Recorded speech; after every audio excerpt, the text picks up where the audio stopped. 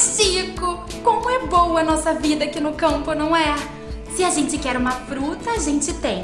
Verduras e legumes a gente tem. Realmente, Ana, eu nunca tive vontade de sair daqui. E ainda temos a internet, que além de servir para aprender e ensinar tudo sobre alimentos, nos liga do campo à cidade em um só instante. Ah, e por falar em internet, Aninha, você esqueceu a nossa aula de hoje? Ixi, é mesmo? A aula de hoje é sobre doces, não é? É sim. Vamos falar sobre como produzir doces em conserva e também doce em massa de boa qualidade em escala caseira ou artesanal. Vamos ensinar técnicas para que o produto dure um bom período sem mudar seu aroma, sabor, cor e valor nutritivo. Ah, é! Também vamos instruir as pessoas que irão preparar esses produtos a terem certos cuidados com a higiene. Então vamos lá, Aninha. Olá, pessoal! Bom dia! Na aula de hoje vamos falar sobre doces feitos com frutas. É, e também sobre cuidados para melhorar a produção. Ah, é, já ia me esquecendo de dar bom dia. É que eu acordei hoje quando o dia nem havia clareado. Bom dia, pessoal!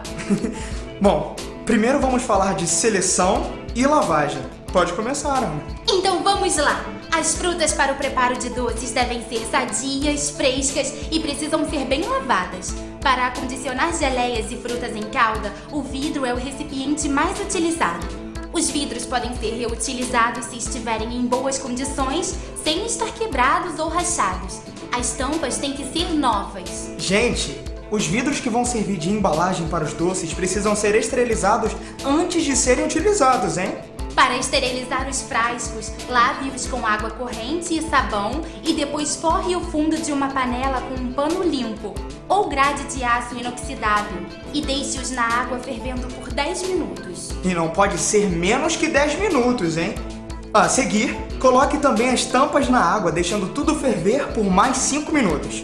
Após os 15 minutos, retire os frascos e as tampas da panela e deixe-os secando virados de cabeça para baixo sobre superfície higienizada. Após escorrer toda a água dos vidros e tampas, feche-os com cuidado para não tocar com as mãos a parte de dentro das tampas ou dos vidros e reserve-os. Ana, fala agora sobre o preparo das geleias. Com todo prazer, Chico. Você sabia que a geleia deve ser transparente, macia ao cortar, porém firme? Mas no mercado brasileiro é mais comum encontrar geleias com pedaços de frutas. E aí vai uma dica do professor Chiquinho.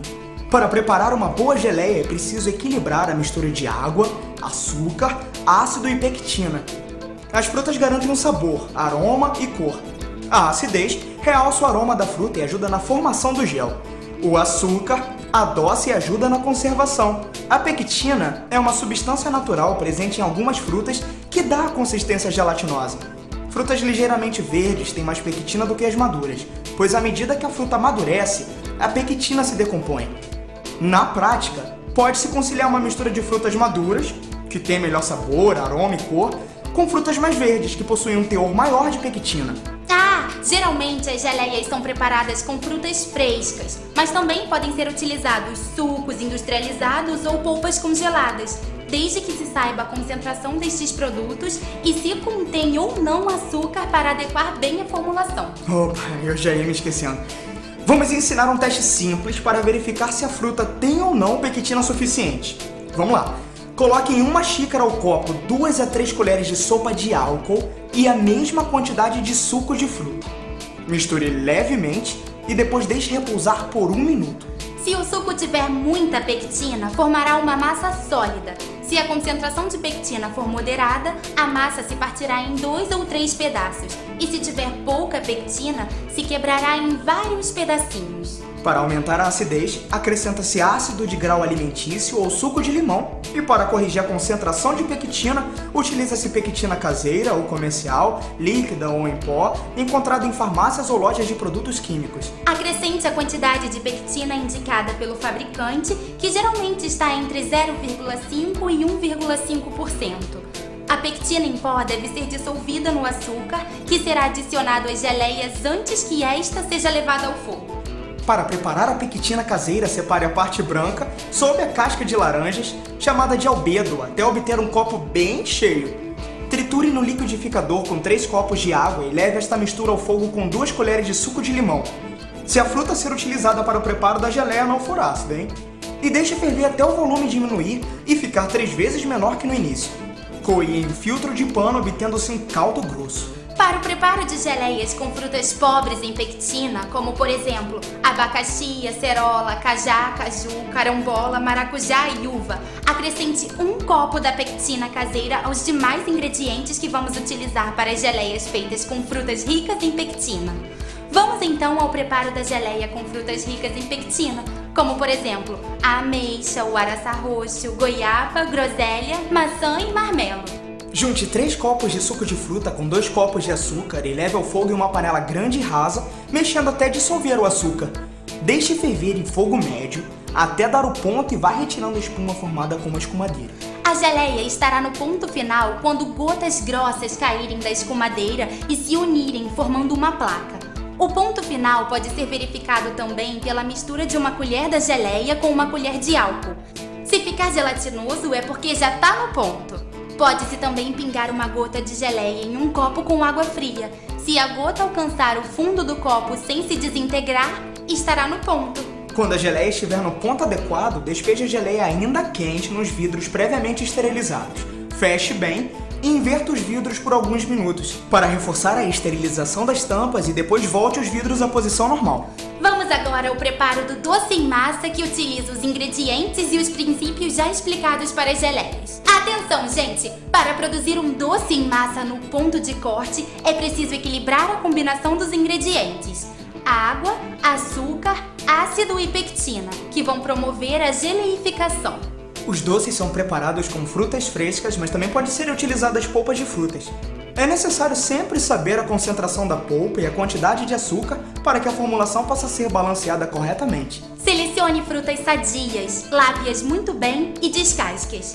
Triture estas frutas com água se necessário e pese a polpa obtida. Se essas frutas tiverem pectina suficiente, como as bananas, goiabas e marmelos, não é necessário adicionar pectina. Se você for utilizar frutas pobres em pectina, adicione pectina à polpa de fruta, como já explicado para as geleias. Então vamos lá! Adicione 500 gramas de açúcar e 30 ml de suco de limão para cada quilo de polpa de fruta e leve ao fogo médio, mexendo um pouco no início do aquecimento e constantemente no final para não grudar na panela. No final do cozimento, adicione mais 30 ml de suco de limão para cada quilo de polpa. A receita estará pronta quando ao mexer você verificar que o doce se solta da panela. Coloque-o em formas forradas com papel celofane e deixe descansando de um dia para o outro, de maneira protegida de animais e insetos. No outro dia, embale em papel celofane. Agora vamos em frente, Chico, com as frutas em calda. Deixa comigo!